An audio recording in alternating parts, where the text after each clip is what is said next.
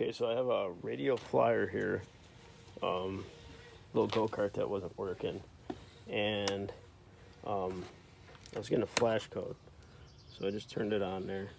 I'm getting a 1 flash code, which I guess means that the charging port or the charging cord is not working properly. So this is a charging cord, and it got ran over after or it got broken from the charger, getting ripped out.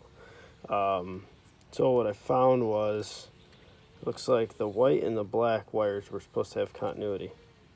So I just kind of did a little test to see if I'm right. And so I put the switch in here, going between black and white. So right now it's off, so we can test it. So right now if I hit the pedal, it might go for like 30 seconds and die out, but that's, or not, at 3 seconds actually is what it would do. So it's doing nothing anyways, but probably because this isn't plugged in, but let's just see if the code goes away. Okay, so we'll go in the back here. Code's still flashing. Now I'm gonna flip the switch. Back on.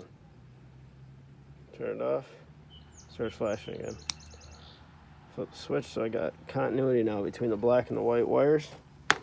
That stopped flashing, and let's see if it works now. So it does now. And actually, I think it used to only work for 3 seconds.